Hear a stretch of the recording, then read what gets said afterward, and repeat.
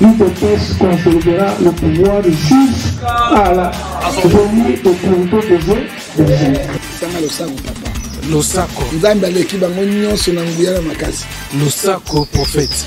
Babomba ka Nzambe abelikambo te. Ndasenga baka makabe. Kokona yo kana kangai. Tabia sakani na bango kwa bambo. Kabila éviter les dangers na FCC. Autant et combat faulu te olingi ba yo ka ondengene. Faut le bela faulu. C'est parti mesdames et messieurs, merci encore Nandenge Tomona na Kanabino toujours dans le cadre ya Basango pa to beta masolo ya mboka masolo ya politique ya kumemela bino masolo oyo eza koleka na République démocratique du Congo. Voilà lelo encore tozongi encore nabino dans le cadre kaka ndenge na lobby ya masolo ya mboka nini eza koleka na mboka na biso population quinoise particulièrement bazozela nini population congolaise en général bazozela nini et pas ya Félix Tshisekedi Toloba a commis devant un dilemme. De l'autre côté, au niveau de la communauté internationale, on fait pression na Félix Tshisekedi à qu'il ne dialoguer na Joseph Kabila ou autorité morale à FCC. Bah mais kako revoir les accords où bah signé na FCC pour diriger Congo leur coalition. Accord ya coalition bah revoir bah redéfinir encore bah accord ya coalition parce que certaines pensent vraiment que non. L'agitation politique actuelle en Mboka na biso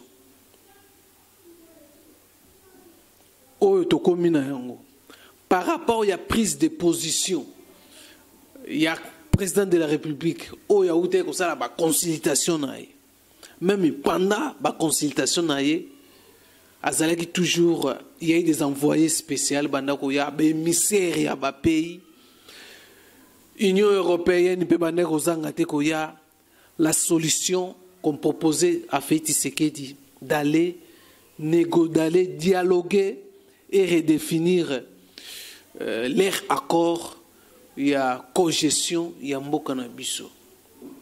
Voilà nazoloba dilemme, Félix face à un dilemme, la pression internationale. Lelo tozoloba Moussa Saki à Kinshasa, ben okutana Félix Tshisekedi masolo nini bakobeta. Il y a présidence, il y a Union africaine, au fait Tshisekedi à Kozwa. En 2021, ma solo politique en mboka kozangate. Conseil nini bakomeme la Félix Tshisekedi, une négociation kaka. La position Félix Tshisekedi, est-ce que Félix Tshisekedi garde la même position au début par rapport à la pression aussi, il y a des conseils, il y a des propositions à la communauté internationale pour éviter les dangers. Est-ce que le Congo doit parcourir le danger si aujourd'hui Félix Tshisekedi passe autrement, Félix Tshisekedi prend des décisions autrement par rapport à la communauté internationale, la situation politique en Mboka d'agitation ndenge koti mikolo. Ba Congolais au pays baza kozela ya bango possible. Tomoni pression à la communauté internationale. Tolani aussi proposition ya secrétaire général des Nations Unies. O ya lobby aussi à lobby encore na Félix Tshisekedi akeno kutana na autorité morale à FCC va revoir leurs accords. Voilà mesdames et messieurs, eza ba question toujours komi tuna. To kitako aussi tozo ba réaction ya ba Congolais malgré tendance na bango to bango pe ba pesa ki position na bango danger nini ekozalela Félix Tshisekedi si accueilli à respecter ma proposition ya communauté internationale ya komona Joseph Kabila ba discuter encore l'opinion congolaise se comporter comment, considérer Félix Tshisekedi ndenge nini. Est-ce que Félix Tshisekedi a un droit ya kozonga en arrière? Wana totiki ya yemongo Félix Tshisekedi yenda za na maîtrise ya la situation ya mboka na biso to monaki ya utai kozala na ba militaire a s'échanger na bango ba militaire de leur tour bazongisi loyauté na bango na chef de l'État. Donc ce sont des communications aux gens que non, la gesticulation est touchée partout, même on dit l'armée est apolitique, mais armée on constate comme chef de l'État Yebisaki bango moro que non, bakoza la châtier si bazo côté na makambo ba politicien, ba politicien bazo manipuler bango bakoza châtier et bango bazo aussi loyauté na chef de l'État. Mabunda lelo aussi plénière à lelo Mabunda présent à discours na après accident. Alobi a rappelé ba député rôle na bango ya ko tsa liboso l'intérêt ya population. Ko résoudre problème ya social lelo un discours social. Là tozonga ngo prochainement mais bolanda ba congolais yo tozwaki bien que tendance politique na bango ezali par rapport à ndenge biso to constate ki fait ce que da commis devant un dilemme la communauté internationale azoloba koto pe ba congolais ba pesi déjà position na bango et ko suka boni bolanda comment ba congolais ndenge ba réagir avant discours à chef de l'État oyo ba congolais baza ko zela discours chef de l'État va dire quoi. Bon, depuis, on se retrouve tout à l'heure. Tant que Bozolo Balikambu y a dilemme, biso tozomon en dilemme, d'autant plus que Félix Tshisekedi a été élu par le peuple congolais. Le peuple congolais a ému le vœu de voir le chef de l'État prendre des décisions qui s'imposent pour mettre fin à cette coalition où ils allaient continuer à étrangler Bango jusqu'à ce que les lots crises de Koti bato bazo futa mate ba détournement koti ba makambo belé ezali pona coalition wana. Vous venez de parler à la communauté internationale. Je me demande quelle communauté internationale. Moi j'ai suivi le point de vue du secrétaire général de l'ONU, Antonio Guterres. L'Assemblée générale de l'ONU, c'est cette assemblée qui décide qui est l'organe de décision. Ce n'est pas la personne de Guterres. Et Guterres doit savoir que l'ONU est régie. Parmi la mission de l'ONU, entre autres, c'est aussi garantir l'économie des nations, la démocratie et l'état de droit dans les pays membres de l'ONU. Aujourd'hui, Guterres ne peut pas nous dire que Kabila a zali exemple ya malamu pour que Félix Tshisekedi a continué kozala naye pour que soi-disant paix et revenir. Nous constatons que c'est sa position et cette position, ça ne concerne nullement l'Assemblée générale de l'ONU, ça ne concerne nullement le peuple congolais et encore moins le chef de l'État Félix Antoine Tshisekedi. Nous gérons la dissolution et le Parlement, nous attendons que le président de la République annonce ses décisions, nous serons tous derrière ces décisions. Et d'ailleurs, nous sommes prêts, nous le peuple, nous sommes prêts de mourir pour ça, pourvu que nous arrachions cette dissolution et l'Assemblée nationale. Nous ne voulons plus du FCC aux côtés de notre président Félix Tshisekedi. Le chef de l'État a eu des échanges avec le ministère de ces derniers temps. Nous faisons autour un dialogue on a fait Tshisekedi. Au moment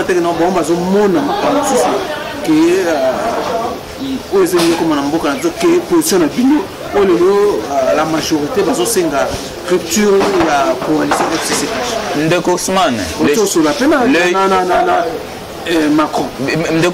le chef de l'État ne peut que parler avec tous les diplomates, les envoyés spéciaux et consorts. Parce qu'il est chef de l'État. Mais tu dois savoir qu'une fois, dans une déclaration, Albaki qui a Kosala et l'eau comme mon côté sans pour autant se référer à la volonté à peuple. Et volonté à peuple aujourd'hui, c'est la dissolution du Parlement, c'est mettre en dehors de l'Assemblée nationale l'FCC et son soi-disant autorité morale. Bas exemple était pour la gestion de Mboka Lelo. Ce qui va émissaire à Baza Koya pour pousser à continuer kozala na mopanzi ya na coalition. Nous allons vite comprendre que l'FCC a vraiment parsemé l'argent partout dans le monde. Mais là où ils sont, ils savent très bien que non, Kabila ne peut jamais être aux côtés de Félix Tshisekedi pour le bonheur du peuple congolais. C'est pourquoi le peuple a déjà une position et nous la défendons jusqu'au bout. La dissolution du Parlement. Rien que ça. Non, la rupture. Mais la dissolution du Parlement, ça entraîne quoi? La rupture. Parce qu'au sein du Parlement, qu'ils crient qu'ils sont majorité. Ils négocient avec Cash sur base de quoi? Sur base des points politiques. Les points politiques, c'est en fonction des députés qu'ils ont au sein du Parlement. Une fois le Parlement est dissous, je ne vois pas comment ils vont encore parler en termes de la majorité. C'est ce que nous voulons.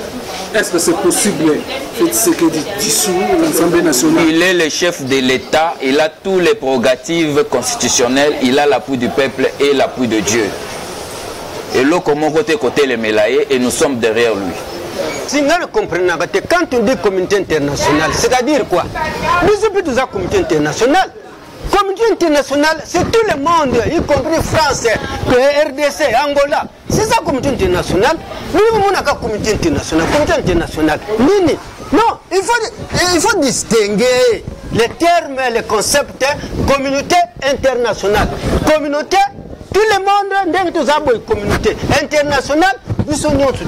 Les accords Belgique, France, toute la communauté internationale. Non, nous sommes tous abattus. Communauté internationale, communauté nationale, décision Zani. Ezali communauté congolaise. Bakoko na biso bazali awo tobotami. Ndenge nini kaka tolanda kama mususu. Tene bom c'est les journalistes. Lelo yo Macron a une décision pas akolinga. Compagnie oyo ya chemin de fer française. Un individu a zonaye ba port nyonso tout. Ye Macron ko sepela. Régime des hommes et des beba. Le directeur de la sanctionné. Pourquoi Sarkozy a tenu toujours au garde à vie? Pourquoi? C'est un ancien président.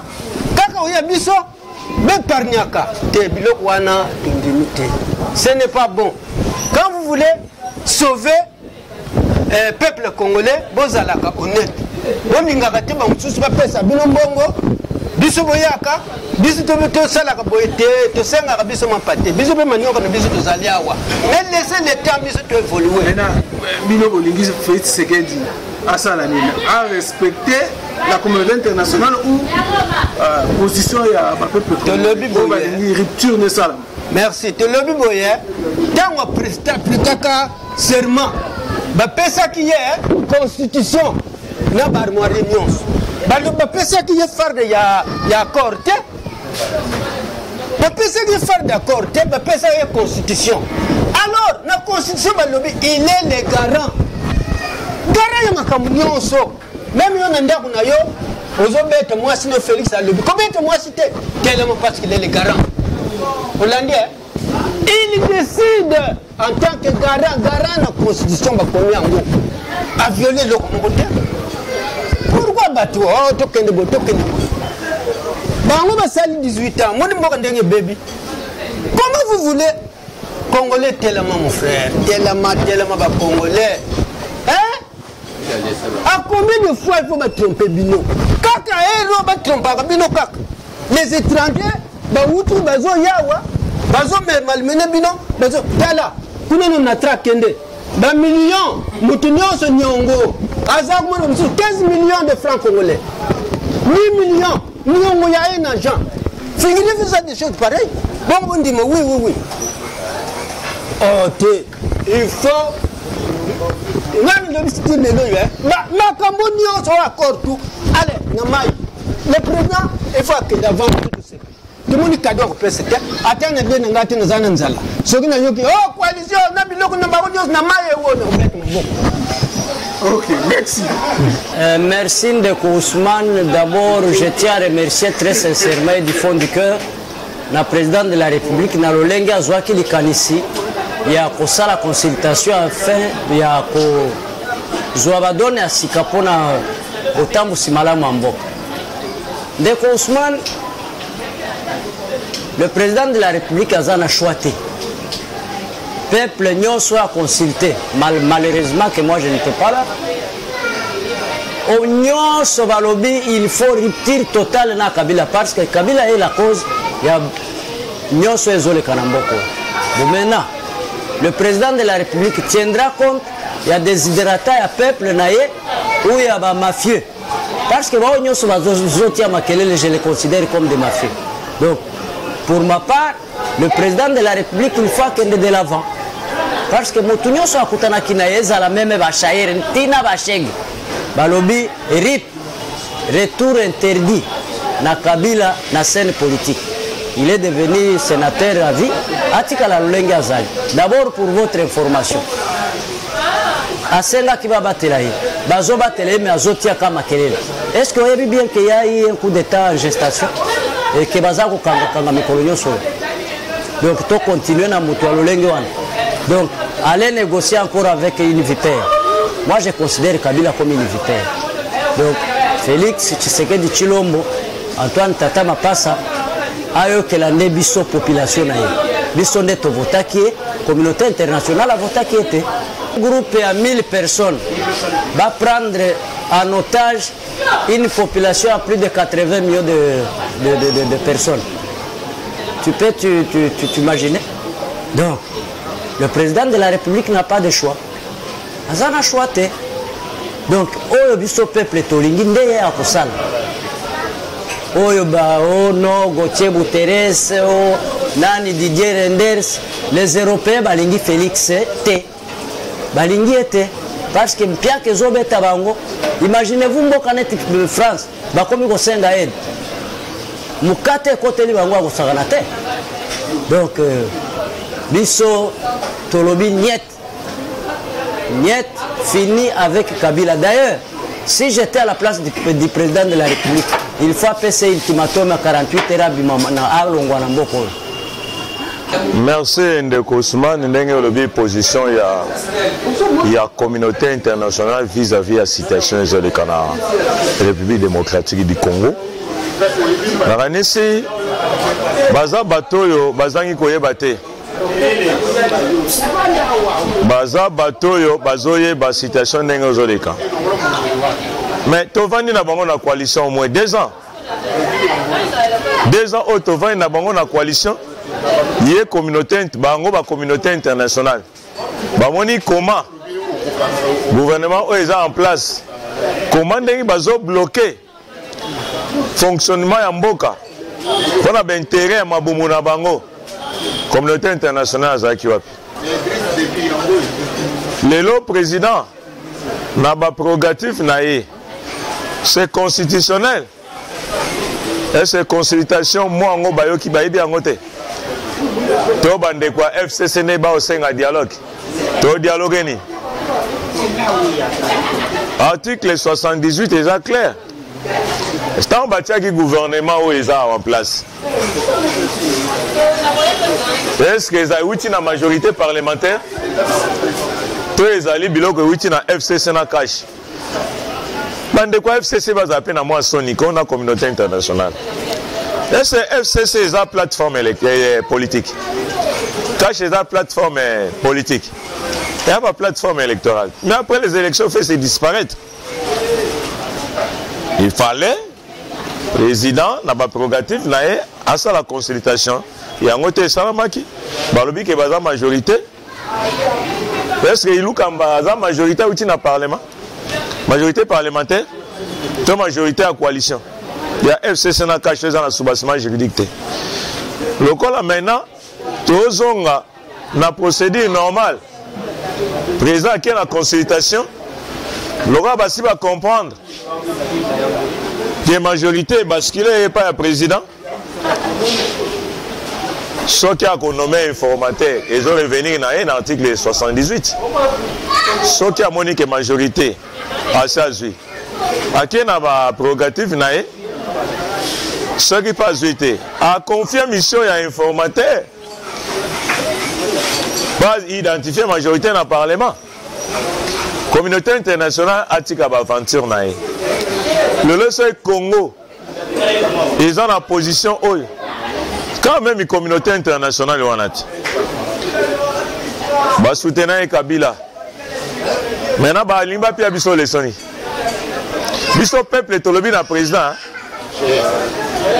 soki majorité ezwami te abomande parlement wana soki mpe ezwami anome informani ni premier ministre mboka décollé paye kozala bloqué à cause d'un individu te ya FCC non communauté internationale azomona te si azomona communauté internationale ebi souffrance à peuple congolais te 18 ans il y a M. Kabila communauté internationale zaki wapi amoni peuple ndenge a souffrir te toujours réclamer démocratie état de droit na mboka Kabila aboma biso abomi peuple congolais communauté internationale zaki wapi plus de 12 millions de Congolais bakufi na mboka eleki même guerre mondiale il y a 40 à 45 bango communauté internationale balobini pona ba mort non le chef de l'état ko reculer chef de l'état biso to senga na akende de l'avant abeta bango fimbo akekele lokolo za aigle royal tikala kana ki aigle royal ko reculer peuple asima na yo base ya IDPS eza sima na yo beta fimbo akekele poste za aigle royal moto osala mabe azate parce que la majorité populaire population ezozela yo beta fimbo wana ya kekele bana Congo basepela lokolo lobai ko opesa biso cadeau to wana besoin tout monde cadeau ya novembre ya décembre janvier o lobai ko opesa biso l'IDPS consolidera le pouvoir jusqu'à la venue de Congo Losako nzambe aleki bango nyonso na nguya na makasi Losako prophète babombaka nzambe ya balikambo te ndasenga baka makabila okona yo kenda kangai Kabila sakani na bango kwa bambwa Kabila éviter les dangers na FCC autant ekomba fayulu te olingi bayoka ndenge nini fo lobela fayulu